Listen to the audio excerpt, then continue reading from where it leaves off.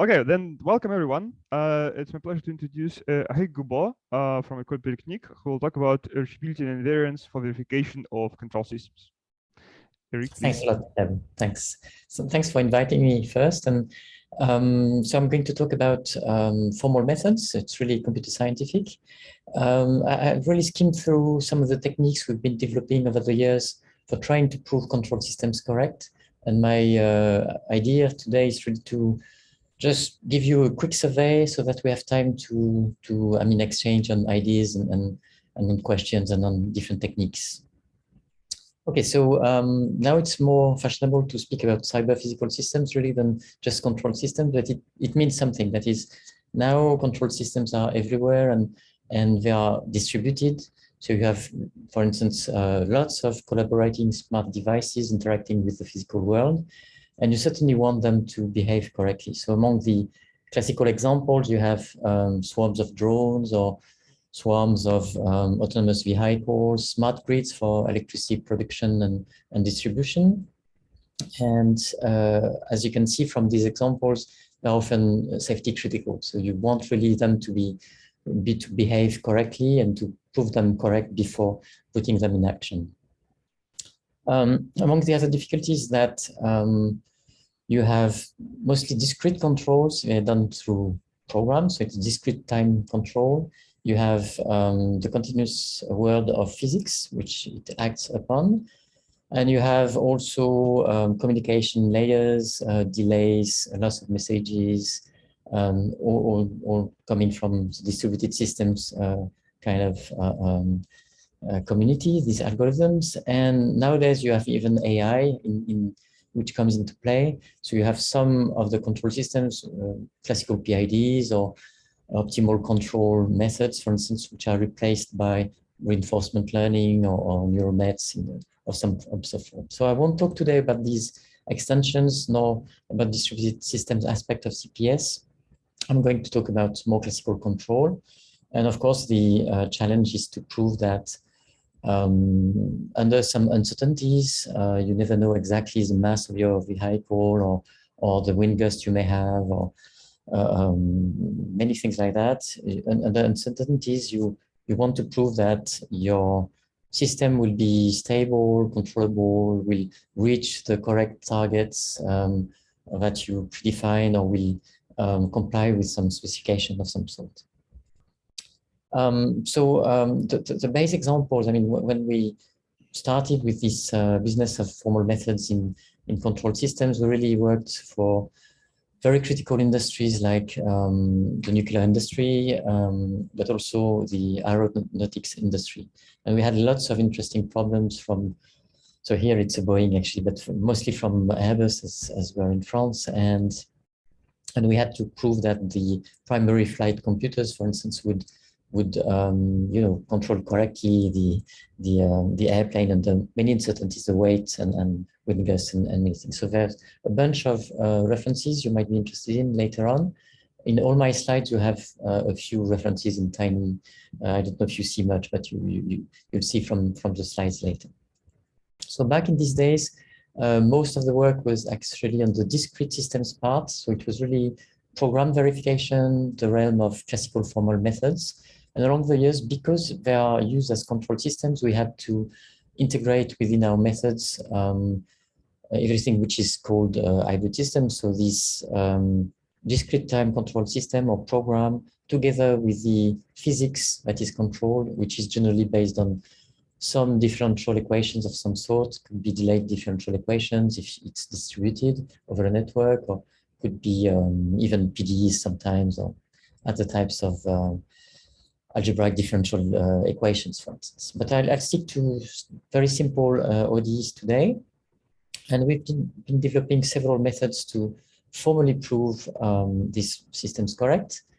So mostly as it's been proven very useful in program analysis, mostly based on abstract interpretation methods. So it's set-based methods in the interval community.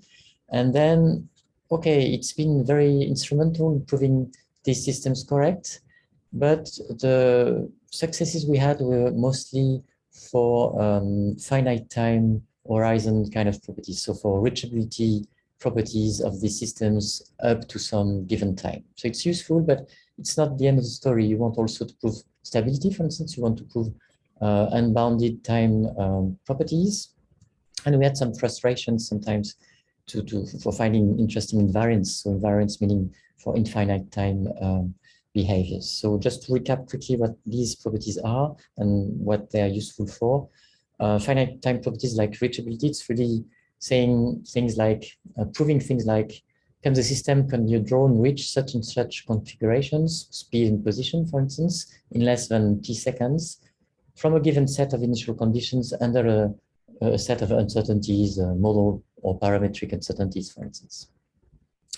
So typically, reach-avoid properties are very useful in control theory. You want to reach some states under uncertainties and avoid some other bad states.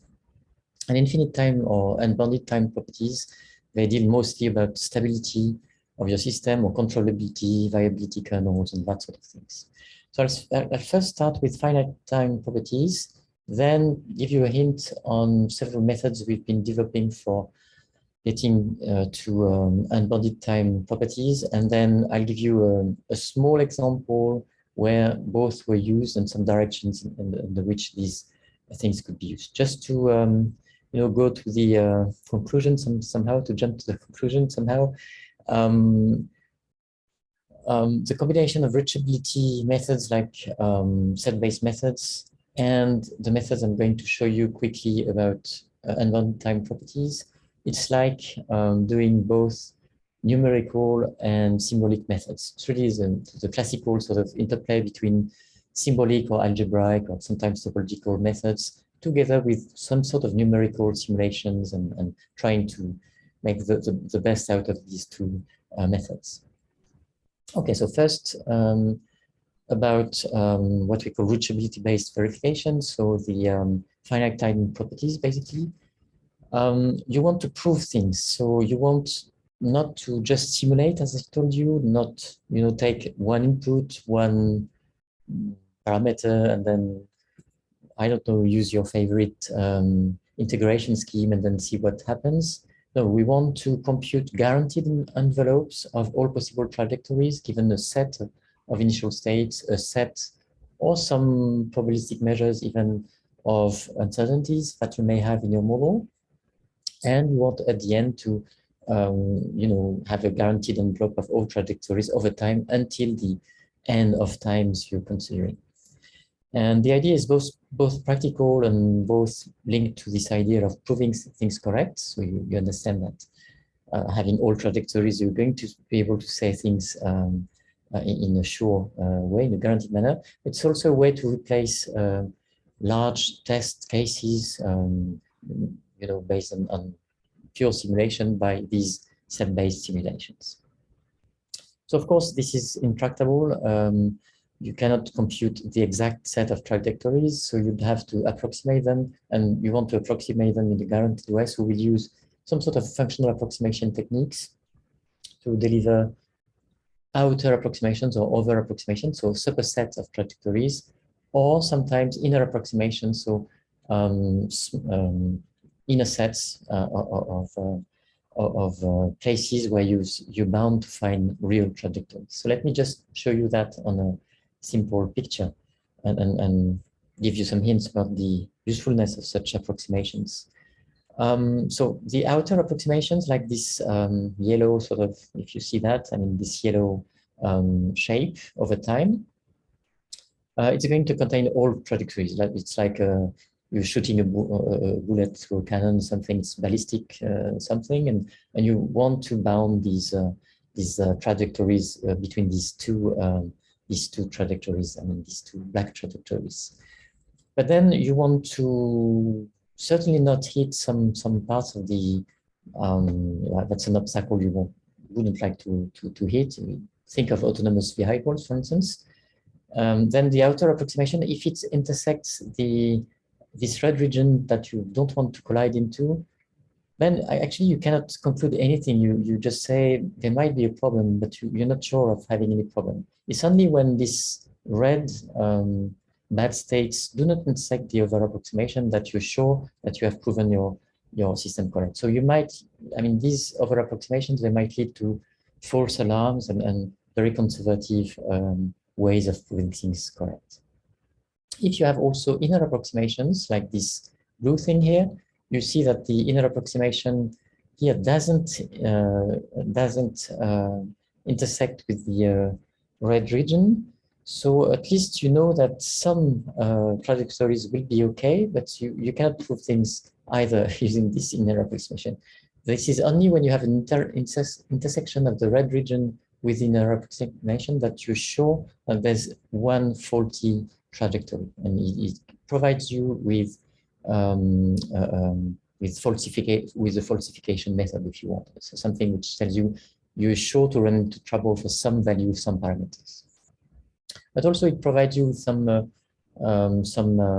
quality measure of your approximations. Of course, if the inner approximation and the outer approximations are close enough, then you're quite happy about your approximations.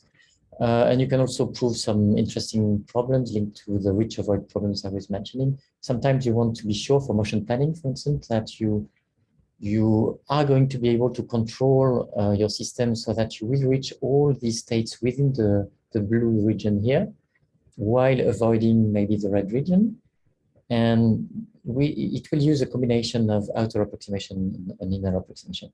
You will be sure that you will be reaching some set of states if the inner approximation includes this set of states, and you will be sure that you're not running into trouble if the outer approximation doesn't dissect the red region. Okay, so that's the kind of use we're making. And of course, you need to have also approximations under uncertainties. And of course, when you do inner approximations, the uncertainties are adversarial. They're shrinking the inner approximation by quite a bit, as you can see in there, okay? Whereas the uncertainties, they will blow the outer approximation. So you will lose some precision, but we want to prove things correct under uncertainties. Okay, so all of this can be done using basic set-based methods. That's what we've been doing for quite a while, and still doing for some systems at least. It's abstract interpretation in program analysis. So instead of using, just points and simulate on points, you're going to simulate in sets and on tractable sets. So basically, most convex sets, finitely generated sort of convex sets are good candidates for this. So in particular, products of intervals or boxes. So it's really interval analysis.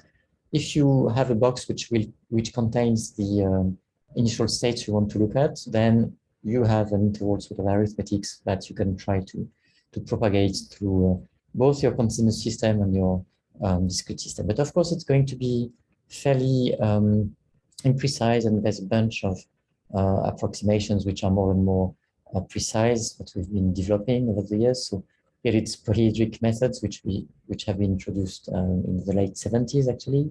Just convex cells, just faces are linear. Let's say it's constraints, linear constraints, linear inequalities. And we've been developing over the years mostly subpolyhedric methods like Zonotopes. So it's center symmetric polytopes with some refinements, which were quite good in verifying mostly huge linear systems and linear control, and everything nonlinear was a bit more complicated. I mean, we had some success in finite time, but at least even for linear systems, we could prove correct for unbounded time properties.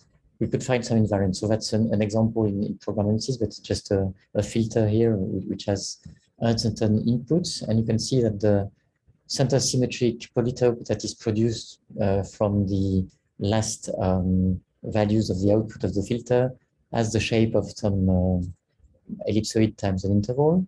Well, almost it's sort of rectified as a polyhedric shape, but it's very close to the ellipsoid, which is the correct sort of invariant, the correct quadratic invariant for this linear time system, of course.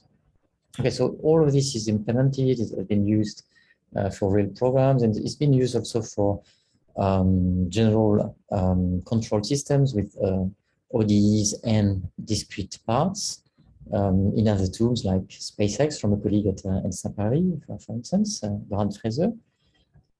Quite successful also at being scalable. here it's in very few seconds of simulation in this Mac, just a few seconds for a 30-second flight sort of set-based simulation.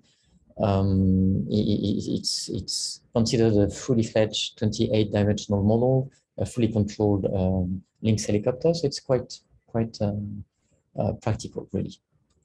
But still, we had trouble with nonlinear systems, and of course, we've been developing, as many colleagues, many approximations of the set of trajectories using functional approximation methods. And the main ones which is practically used actually is the good old Taylor approximation, well, Taylor expansion. It's based on Taylor expansion, basically, Taylor-Lagrange formulas mostly. So basically, you're going to abstract the set of trajectories that this ODE will allow for by some polynomial expansion over time, maybe over time and parameters, but at least over time.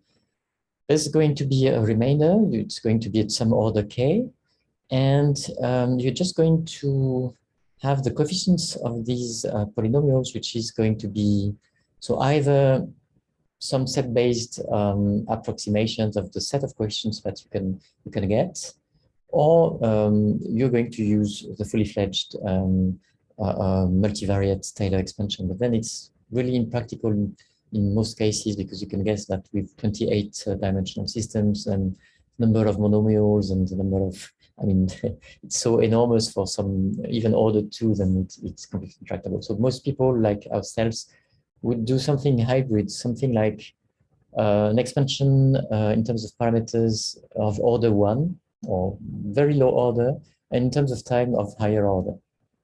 And then there's a whole series of methods we've been developing over the years, which compute that in a clever manner, compute these expansions in a clever manner, and compute the remainder, over approximates the remainder in a clever manner. Basically, the remainder is estimated very roughly using the Picard-Lindelöf iteration, the sort of fixed point theorem you would be using when proving the existence and also unicity of solutions to your system in the Lipschitz conditions. So basically, you would just use a way to implement the fixed point theorem, which you need to use for finding these this remainder, and it's going to be a few iterations of a functional over sets, which is going to converge in a very fast manner. So it's now in use in many tools, and it's pretty convenient, really. And we've been developing locally very new methods. I'm not going to take time on this really today. It's not going to be very much understandable here, but we've really been, the new things we've been providing on our side, the newer things, let's say, are the inner approximation methods based on Taylor expansions or other functional approximation methods. So just to give a hint about how it's working, it's much more complicated than what I'll be pretending today. But if you just look at a Taylor expansion like this one, of the solution of an ODE truncated at order n+1, so that's a Lie derivatives along the flow, these di things. Psi is one parameter, an unknown parameter within the bounds you are considering. In fact, you can prove, there are many inner approximation methods we've been developing, but a simple sort of mental image you can have is that this remainder part is some sort of adversarial term. So if you are able to have a nice functional representation for which you know how to compute inner approximations, let's pretend that this polynomial, at least first order polynomial, you know how to compute inner approximations because you know the exact range. But let's pretend for these simpler functions, you know how to find inner approximations. Then you just have to shrink this inner approximation by the amount of uncertainty that the remainder, when psi varies over the small interval you have, can shrink it. Somehow it's a disturbance that you have to take adversarially to your set. And you can prove this sort of vague idea correct. So it's going to shrink this estimate of the polynomial by some amount, whereas the outer approximation, we'll use this remainder as something to add up to this polynomial estimate of the range of the trajectories. Okay, let me just end up with noting that everything that has been developed in classical simulation, numerical simulation, can be used or can be sort of leveraged to these set-based methods. So skewing methods, partitioning, subdivisions, whatever refined sort of ways to control, varying step methods and whatever, you can really develop such methods very efficiently. Also, you can really consider a variety of quantified parameters, adversarial controllable parameters. So it's all implemented locally in this prototype Rhino that CDPito is developing. And you can see some recent papers in ADHS and CDC, which show some practical uses of these methods. Okay, but still, I mean, when you go mostly to nonlinear systems, as you can guess, we had very little success in finding invariance with set-based methods, because somehow with set-based methods, when it's linear, you can reach some fixed points on the set of sets you're considering. There are ways to do so. But when you have nonlinear ODEs, it's going to be very complicated, and it's very unusual that you would get some invariant sets from a set-based method for infinite time or unbounded time cases. And so we went back to, I mean, classical control theory, of course, and thought, okay, let's combine these numerical set-based methods with more symbolic methods, and let's try to discover Lyapunov functions. I mean, Lyapunov functions are the classical ways of finding invariant sets. And just to recap things for an ODE, I won't be very precise on things today, but I mean, the Lyapunov function V is going just to be a function from the state space of your ODE to R. That is going to be positive definite over the region you're going to consider, and which will be zero at the equilibrium point you want to show, at least to be the asymptotic maybe target point in some cases. But at least when it comes to invariant properties, I'm just happy with a function which is positive and which decreases along the flow of the ODE. I just want to have the derivative of V to be negative. And okay, so there's the classical Lyapunov equation for quadratic invariance for linear time systems, very simple. For polynomial invariance, there are classical ways using LMIs and linear matrix inequalities. I mean, still fairly restricted. And the idea we had was to try to, I mean, go beyond polynomial Lyapunov functions. You don't have always Lyapunov functions which are polynomial. In the spirit of what you're doing in integration in finite terms, if I can say so. So in the spirit of computer algebra, let's say, you want to go from, let's say, not quite polynomial functions, but let's say a field of rational functions to extensions of this field to with some logarithmic, some transcendental extensions, or some algebraic extensions to these rational functions. So you want to build tower of functions and sort of find a way to look for Lyapunov functions first within rational functions, and then to extensions with logs and X and algebraic equations. And so for I mean, there are many things which are known, and I will not be able to go through everything, but I will try to sort of at least say what we've been doing and the inspiration we had. I just want to mention also that we, so it started in ACC 2014, and then there's been many developments. I will just give you one simple example at the end, which we did with Khalil Gormal, and André was not part of the paper, but morally he was there. So André, I think he gave a seminar in the Persian seminar series, and so these differential radical ideas he's been using. I mean, the same sort of spirit, we've been developing things, but for variance, not only for invariance, but for variance as well. And we've been developing also something, I'll just give a hint about these things. We've been developing also topological methods, try to relax the condition on Lyapunov functions. So I'm going to show you that in a minute. So as I'll be late, obviously, I'm going to give you a teaser of what I'm going to obtain for some very simple, ODEs with this first algebraic method and then with this topological method, so that you at least have a mental image of what we've been doing. So here's a simple polynomial ODE, and we're going to find automatically by a computer program that these simple rational functions, alpha 1, alpha 2, alpha 3, are increasing over the flow. And we're going to have a method from this sort of basis of increasing functions along the flow. We're going to be able to find a positive definite function that will be a real Lyapunov function for proving stability of this classical polynomial ODE. And actually, we can find exactly the Lyapunov function which was given back in years 85 by another method, which is Goubault's method using PDEs, but in a very simple sort of computer algebra kind of spirit method.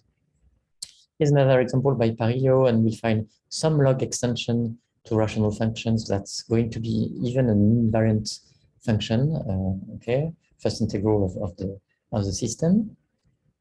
And just to mention something I'm not going to talk about today because it will be too long, we've been also studying some relaxation of the Lyapunov condition. So remember that the Lyapunov condition is, let's say, on the boundary of the invariant set you're going to compute. The boundary of this set is going to be a level set of some of the Lyapunov function, okay? You're asking for the vector flow to be going inside, okay? You're just going to have an inflow on this boundary. That's the Lyapunov condition. But in fact, if you're interested in having an outer approximation of invariant sets, you can relax this condition and ask for some conditions on the boundary, like this one. I mean, you're happy if the exit set, so it's actually the contrary, the place on the level set here, which is a square, a rectangle, you're happy if this, the vector flow leaves the rectangle on these two red regions, which are not connected. That's a particular case of Bazevsky's theorem. I don't pronounce this right. I'm really sorry about that. But a well-known condition from 47, I think, which tells you that basically you can relax a bit the Lyapunov condition, and you know still that there's going to be at least fixed points or invariant subsets within this shape. And then there's been many colleagues with whom we worked, actually, like Marianne Mozek, who actually used these methods and Conley index theory, which is much more refined than Bazevsky's property, to study these nonlinear systems in a systematic manner, particularly the chaotic systems in a systematic manner. So it's been all implemented into CAPD and CHOMP, and so similar similar combinations between set-based methods and topological and algebraic methods I'm showing you today, but for other aims, let's say. Okay, so let's just finish my talk on the algebraic way of trying to synthesize some interesting Lyapunov functions, which are not going to be just polynomial, going to be rational, and then transcendental extensions, for instance. So it will be just the first steps of this tower of extensions. So I'll be supposing I have a polynomial vector field, so it's not such a restriction actually.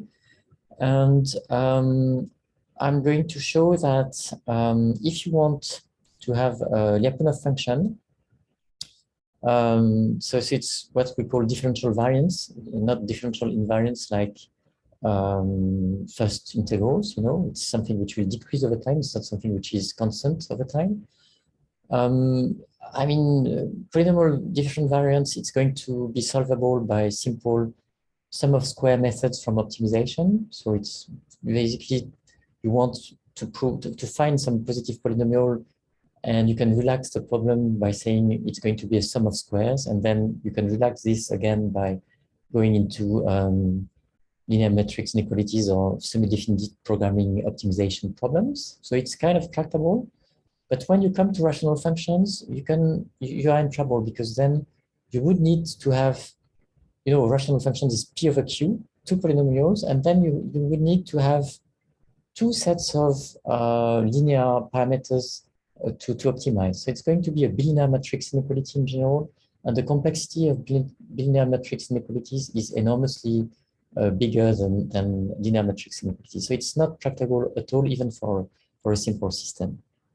And we'll see that extensions, of course, transcendental extensions need something else. So what we're going to do is to use some sort of decoupling between the numerator and denominator, a bit like using eigenvalues somehow, a good basis common to the two linear problems for P and Q. So we're going to use some sort of generalized eigenvalue problem so that we are going to get back to linear methods and not bilinear methods. That's the idea. And then in the realm of polynomials, the right sort of generalized eigenvalues we need are these so-called Darboux polynomials. I'm going to present those. Okay, so yeah, okay, of course I've been too fast on explaining these things. Okay, I want, as I told you, I want function G, so here rational functions for now, for which the lead derivative along the flow is going to be, let's say, increasing or decreasing along according to the application. Not just, invariance, for which there are some good formal methods, actually, computer algebra methods as well. So it's a bit different from some more classical cases. And so the classical polynomial case, I did tell you about it waving my hands, but you can see how it would go. I mean, you would take some polynomial Q of a restricted order, let's say order 2 at most, on two variables x and y for the hand example I had at first. It's a dynamical system on x and y. You'd compute the lead derivative, which is again a polynomial because it's a polynomial vector field. And then you're going to ask for this polynomial in parameters ax, ay, axy, etc., to be a sum of squares. And using LMI and SDP relaxation, you're going to find solutions to this problem. Sometimes ugly one, but if you are smart enough, you're going to find good objectives and parameters. And for instance, minus y squared is going to be is going to have a positive derivative among these low order polynomials. So it's easy to find automatically. For rational functions, as I told you, you're going to have problems. You're going to have, bilinear matrix inequalities. So just because, of course, when you differentiate using the lead derivative P over Q, you're going to have LF of P Q minus P LF of Q over Q squared. So Q squared is positive. You just have to see whether this polynomial is positive, and so it has a bilinear dependencies between coefficients of P and coefficients in Q. So we certainly don't want that. So what we're going to do is this generalized eigenvalue problem. You're going to try to find, when possible, because they do not exist always, but when possible, you're going to try to find these so-called Darboux polynomials. So they are polynomials Q such that the lead derivative along flow F is some polynomial C times Q. So it's a generalized eigenvalue. It's not a scalar times Q. It's a polynomial times Q. And then if you are able to find such a Q, then you only have to find numerators P such that for the same C, which we call a cofactor of the Darboux polynomial, for the same C, LF of P is CP plus some factor times Q you've just found, such that gamma Q is a positive polynomial, which we call polynomial. So now with this decoupling, using this generalized eigenvalue, to find a rational function which has positive lead derivative amounts to finding this sort of common base, these Darboux polynomials, and then it's a basic classical LMI or a simple SOS problem which you can solve through SDP relaxations. So unfortunately, it's not as for first integrals. For first integrals, it's known that you can find all rational first integrals using Darboux polynomials. by some procedure. But here you will have just a subset of rational functions which have positive lead derivative. But it's let's say very dense in some ways into the set of rational functions which have positive lead derivatives. Okay. So just to show you this on the simple hand example, so I recap the ODE we had here. I mean, even just looking at this, you don't need a computer program. Some double polynomials, right? I mean, x is obviously a double polynomial. X dot is x times something. Y is obviously a double polynomial. Y dot is y times something times -1. So the low order ones, I mean, they're very easy to find. Then I should mention that, of course, products of double polynomials are double polynomials with as cofactors the sum of cofactors. Some of double polynomials are very scarcely double polynomials. It's only when they have common the same cofactor. But you can generate a few low order double polynomials very easily from just basic observation by hand of this simple hand example. So you have xy, x2, y2, y, which are obvious double polynomials with the rule that I gave you. The only non-obvious one is -1 plus xy. It's not generated by y and x in the obvious manner. Okay, but there's a procedure to compute these things. I don't go into details. It's known, it's within the Prelsinger procedures, which was known since the 80s for finding first order integrals for within rational functions.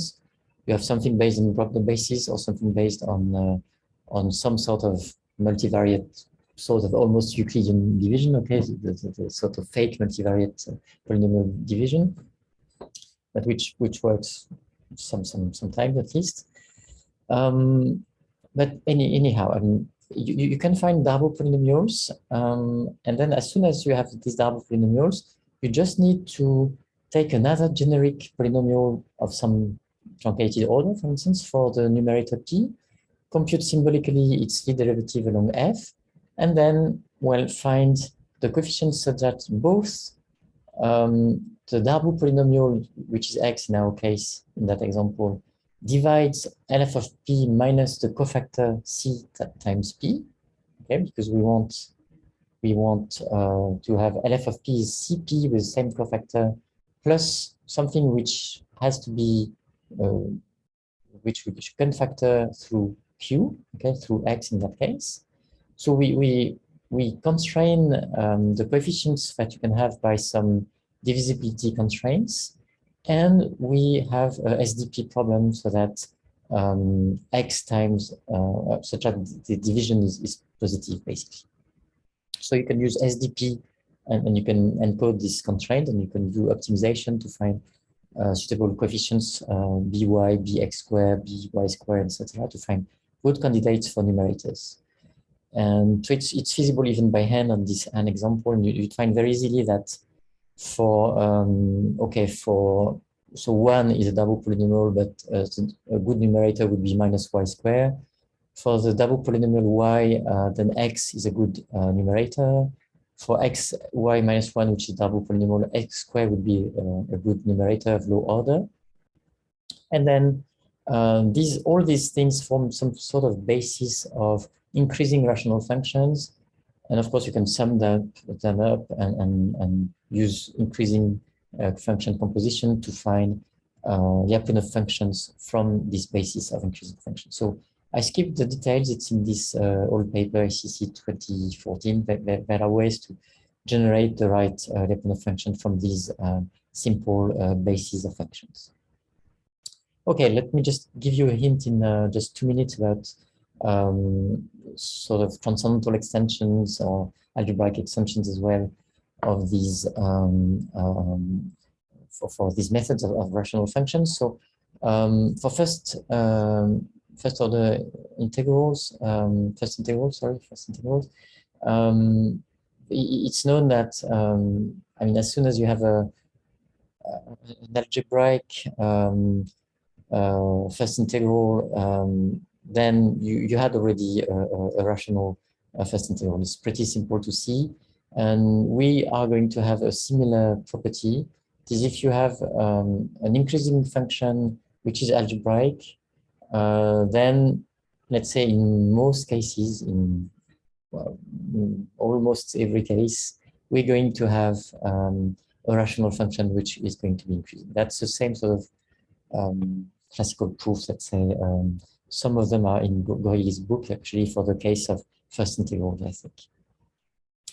But okay, there again, you can find extensions. I'm just going to give you some simple sort of extension, because otherwise it's going to be hairy and it's not been actually properly published in many ways. But let's suppose you just want to add, for many control applications, actually it's enough. You just want to add, to improve your set of functions in which to find differential variance. In that sense, you'd have rational functions plus the logarithm of some other rational functions. It's quite enough for many applications, actually. And then there's a very simple way to find such differential variance. You're going also to find, to try to find, so let's say R1 is P1 over Q1, and P2 is P2 over Q2. You just have to find Q1 and P1 to be double polynomials with cofactors beta and gamma, and find a numerator P2 so that its lead derivative is a positive polynomial minus gamma plus beta. So given the cofactors, we're going to try to find P2 such that the lead derivatives plus gamma minus beta is something positive, right? And this is going to be done again by linear matrix inequalities and SDPs and optimization kind of relaxation methods. So it's very convenient from your list of double polynomials, if any, you can find such things. And by hand, it's extremely easy, and I'm going to show you a proof by hand we did actually in Chimera, which is a prover for controlled systems of André Platzer and his team that he presented at some seminar before. We used Chimera to actually prove these were double polynomials, and we had the right properties of invariance and reachability in some case. So here by hand, you can see, I mean, double polynomials are very easy. In low order, X is a double polynomial, Y is a double polynomial. Take Y and X. X over Y just has the properties of being double polynomial, so you can form log of X over Y. And then to find P2, I mean, you very easily put down the equation I showed you in the previous slide, this one, and the first low order solution to this is going to be minus y squared. It's very easy to do by hand. And so this is going to be a nice differential variance. And I won't go into exponential extensions. There are ways to consider exponential extensions, exponential of rational functions, basically, that you add up to your rational function field. Okay, so let me end up with some cases. I will skip the classical Lotka-Votkera cases or this simple dynamical system. I want to show you a real control system. I mean, it's of course the simplest one I could find, so that I can speak in 2 minutes about it. It's just a Dubin's vehicle. If you know what it is, a Dubin's vehicle, it's just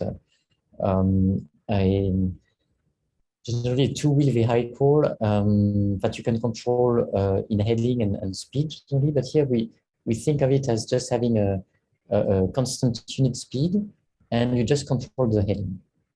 So the differential equation we have is that x and y depends just on cos theta and sin theta, the heading theta, and you're going to control u the heading theta dot at least.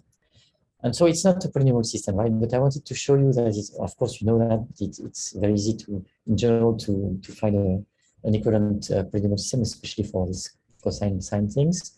So it will be more convenient actually to look at the polar coordinates for some control reasons. And the control we're going to use is very much it is much easier to understand in polar coordinates because the control we're going to use is just something which is going to try to have this vehicle.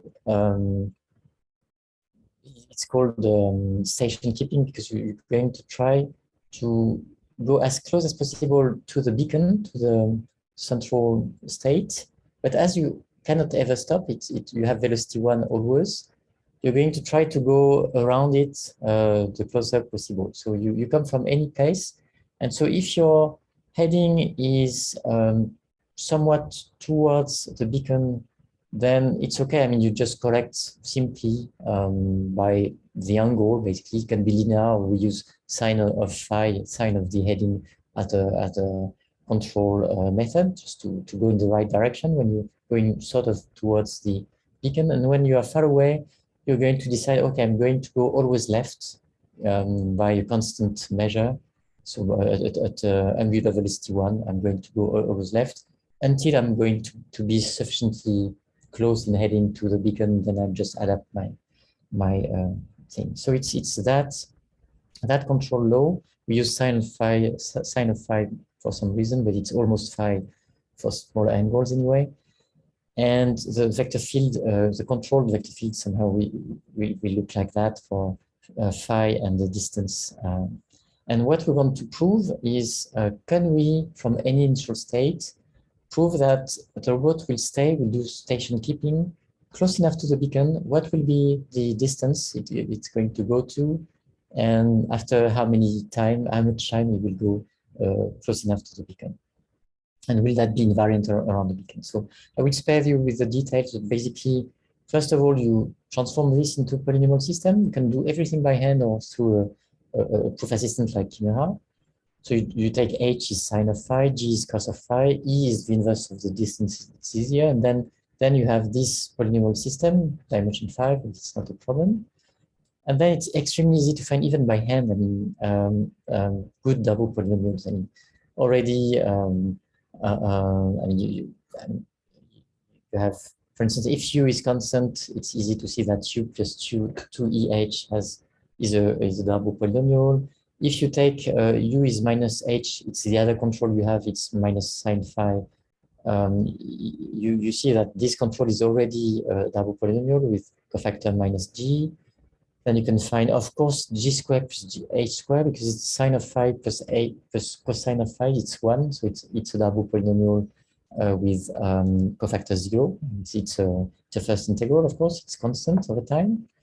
E square, so 1 over d square, 1 over the distance whole square is also a double polynomial. So we have quite a few which are very easy to find by hand or through some simple polynomial computations. And then you can use our tricks here to find nice invariant, variance or invariant. Here we have even a rational function which is completely invariant along the time, along the flow of the ODE, because these two double polynomials have the same cofactor. Then this rational function, which is this polynomial over that one, is going to be invariant along the flow. And we also find a log extension very easily of the rational function field to be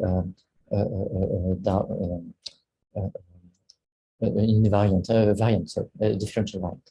And then from this, we can very easily find this sub-level set of some of these functions. Actually, it's of this rational function, which is going to be the invariant set on which ultimately you're going to go from any place in any initial state. So ultimately, you're going into that green thing and turn around the beacon at that distance. And then from the rest, you have 3 regions you have to consider, basically, where you can use reachability analysis and set-based methods I've been using before, or you can do computation symbolically in that simple case to find the maximal and minimal times at which you may go into region 4.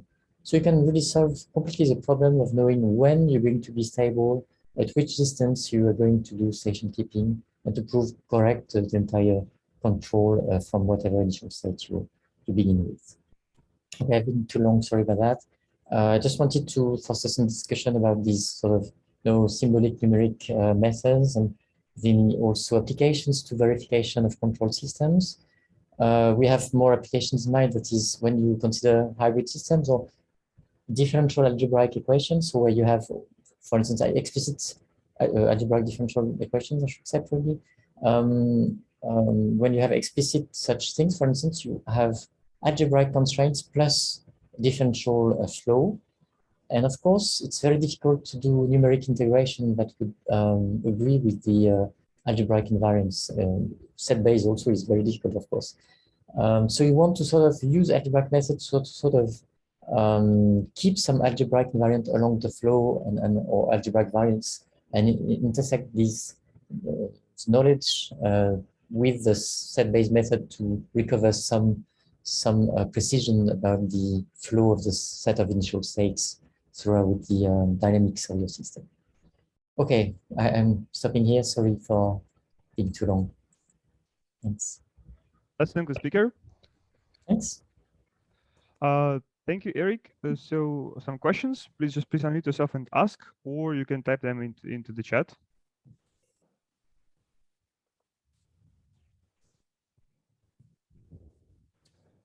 So, let me ask a question. So you were looking for this rational invariance with an additional constraint that denominator is a Darboux polynomial. Yes. Does this come from some sort of theorem that like all rational invariants are of this shape, or like they are often, or like what's the rationality behind this? No, that's true. You're right. I mean, I should have said things about that. It's a very good question. So for this differential variance I'm studying, so the ones which are not first integrals, they're just decreasing or increasing along the flow. You have the fact that if you have Darboux polynomials, you can find, in some sense, quite a lot of these rational functions which are going to be rational functions, because you can show that in some cases. I mean, of course, you won't have all of these, but we have quite a few of these. For first integral, so I have forgotten actually the real theorem. It's probably in Goyle's book. So I think I would think that rational functions that are first integrals that are constant over time, they all come from Darboux polynomials, right? I think this is true. I have to check. But then it means that for some systems you won't find rational functions to be invariant along the flow, because Darboux polynomials do not exist for all polynomial systems. Some systems do, some systems don't. But I think it's true for rational functions to be first integrals, that it's equivalent to have Darboux polynomials. Yeah. Yep.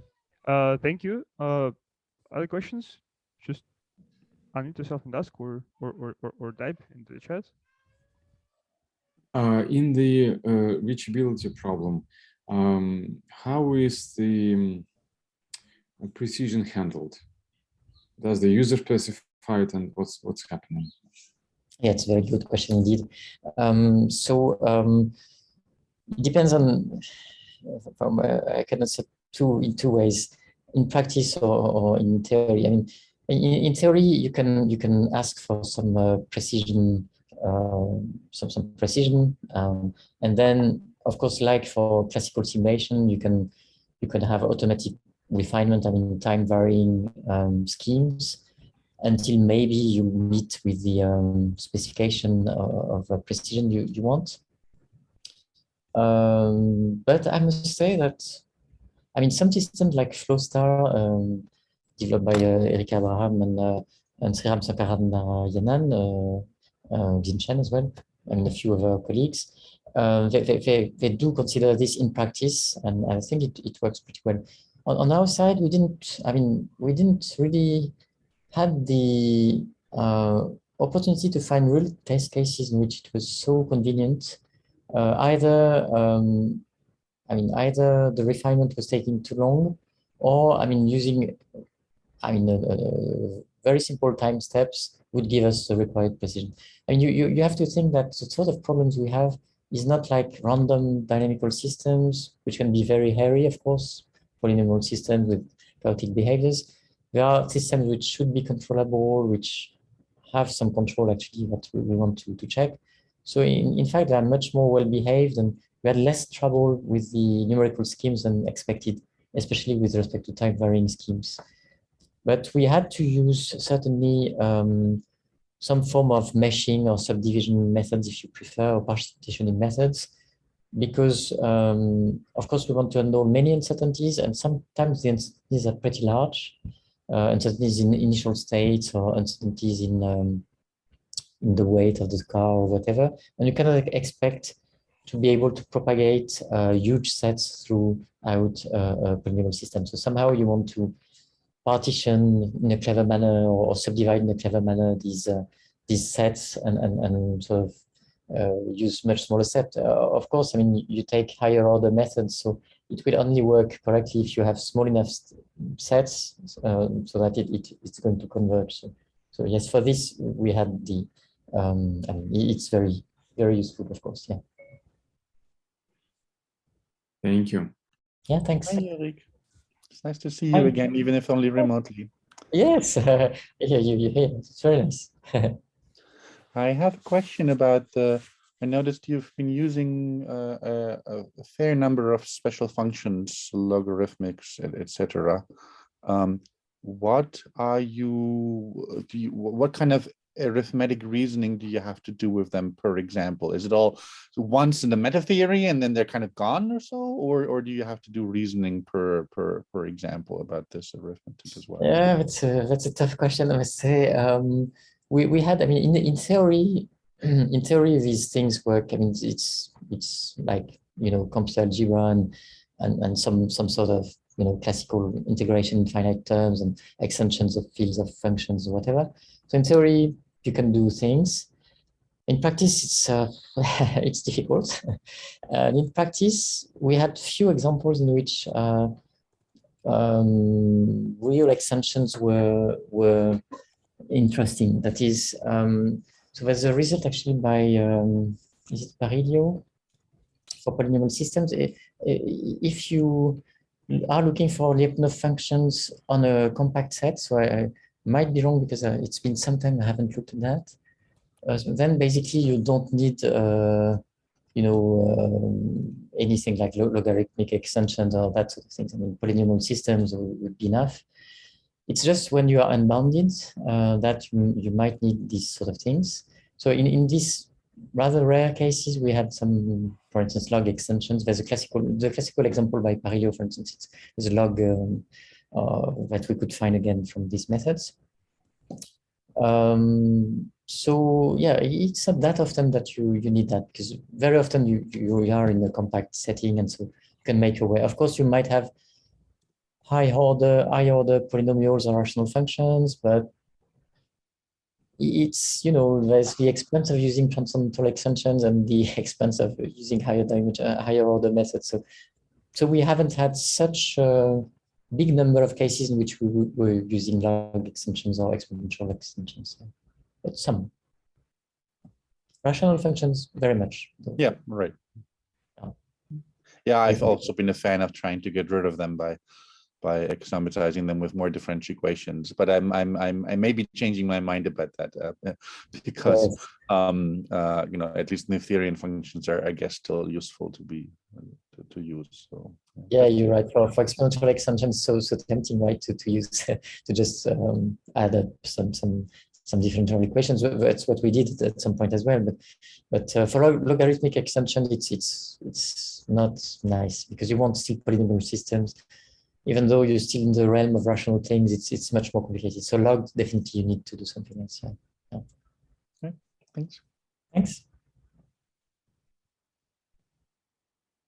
Okay, any more questions right now? Okay, if not, then we can proceed to the breakout rooms, and then we'll have time for more discussion if some questions or thoughts will emerge.